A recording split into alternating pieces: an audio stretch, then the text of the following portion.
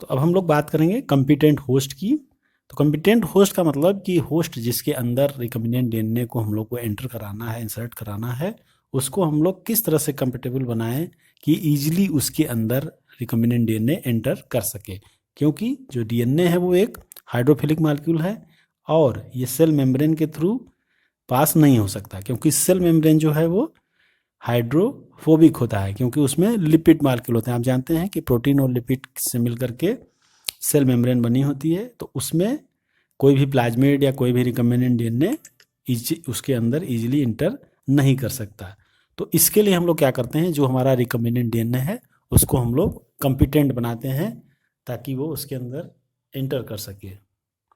तो उसके लिए हम लोग क्या करेंगे, क्या प्रोसीजर करते हैं, क्योंकि सेल मेम्ब्रेन हाइड्रोफोबिक है, वो लिपिड प्रोटीन का बना है, तो इसको सबसे पहले हम लोग ट्रीट करते हैं उस जो होस्ट है उसके सेल को या सेल मेम्ब्रेन को हम लोग सबसे पहले किससे ट्रीट करते हैं, treated with specific concentration of divalent calcium ion. जो कैल्शियम आयन है उसका डाईवेलेंट से उसको ट्रीट किया जाता है, उस सेल को, उस होस्ट सेल को जिसके अंदर हमको रिकम्बिनेंट डीएनए इंसर्ट कराना है, जो कि वो इजिली इंटर करने नहीं दे रहा है। तो उसको हम लोग, जो सेल है उसको हम लोग उसके ऊपर डाईवेलेंट कैल्शियम आयन को से उसको ट्रीट करते हैं या उसके सॉल्यूशन में उसको रखते हैं, जिसकी वजह से उसकी जो परमेबिलिटी होती है वो चेंज हो जाती है। परमेबिलिटी चेंज होने की वजह से बैक्टीरियल वाल अब थोड़ा सा कम्पिटेंट हो जाता है और जो सेल वाल के अंदर पोर हैं उसके थ्रू अंदर एंटर कर जाता है सेल मेम्ब्रेन के थ्रू। वो इसलिए हो पाता है क्योंकि हम लोग उसको कैल्शियम आयन से ट्रीट करते हैं, डाईवेलेंट कैल्शियम आयन से।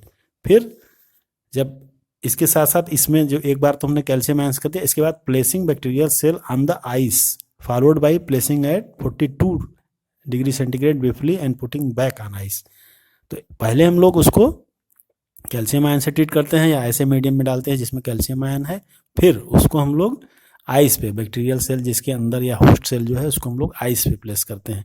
फिर तुरंत उसको हम लोग हायर टेम्परेचर पे ले जाते हैं 42 डिग्री सेंटीग्रेड, फिर हम उसको फिर से आइस पे रखते हैं। तो एक बार आइस पे, फिर हायर टेम्परेचर, फिर आइस पे। तो इस तरह से जब हम करते हैं तो जो बैक्टीरियल सेल वाल की जो बैक्टीरियल सेल है उसकी जो मेम्ब्रेन है वो क्या होती है, उसका नेचर चेंज हो जाता है और वो इनेबल हो जाती है to take up recombinant DNA. तो bacteria become enable to take up recombinant DNA by this procedure. पहला हमने कैल्शियम आयन से ट्रीट किया, फिर उसको हमने आइस पे प्लेस किया, फिर उसको हमने हायर टेम्परेचर पे ले गए, उसको हायर टेम्परेचर 42 डिग्री सेंटीग्रेड पे ले गए, फिर उसको हम नीचे फिर से आइस पे लाते हैं बिल्कुल लोअर टेम्परेचर पे। तो इससे क्या होता है, जो उसकी सेल वाल है, जो प्लाज्मा मेम्ब्रेन है, उसकी परमेबिलिटी चेंज हो जाती है। चेंज होने से उसमें पोर क्रिएट हो जाते हैं और उसके थ्रू आसानी से रिकम्बिनेंट डीएनए एंटर कर सकता है। आप जानते हैं कि जो बायोमॉलिक्यूल्स हैं, जो भी चीज़ें हैं, वो टेम्परेचर चेंज करने से उनके स्ट्रक्चर में चेंज हो जाता है।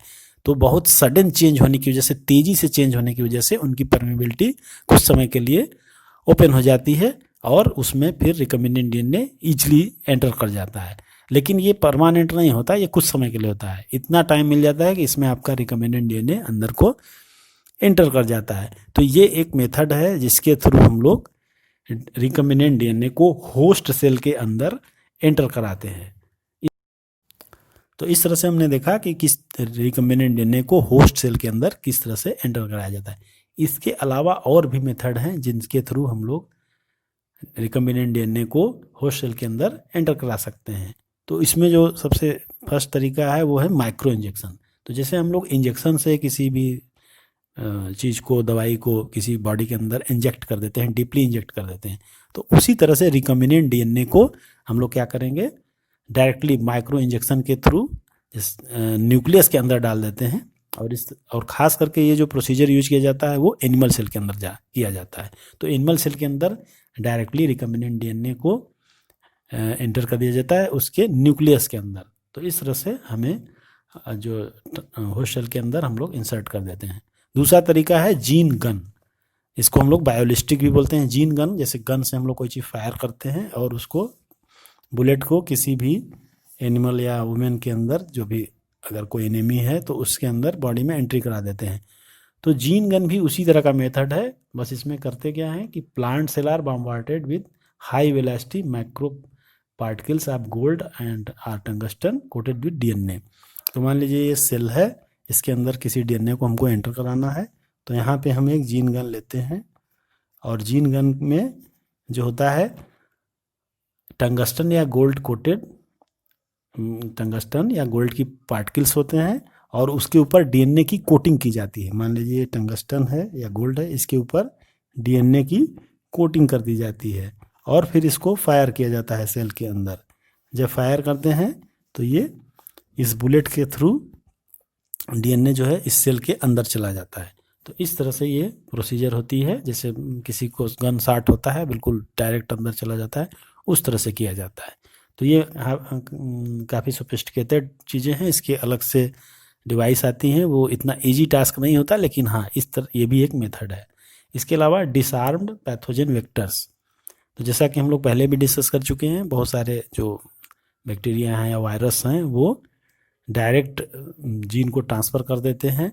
तो उसमें जैसा कि हम लोगों ने टीआई प्लाज्मिड में भी देखा था, तो उस तरीके से भी हम लोग किसी भी जीन को यूजफुल बना करके किसी भी वेक्टर को हम लोग किसी भी होस्ट सेल के अंदर एंटर करा सकते हैं। जैसा कि आप लोगों ने अभी टीआई प्लाज्मिड के केस में देखा था, वहाँ पे हम लोगों ने जीन कैसे इंटर होता है ये चीज़ देखा था।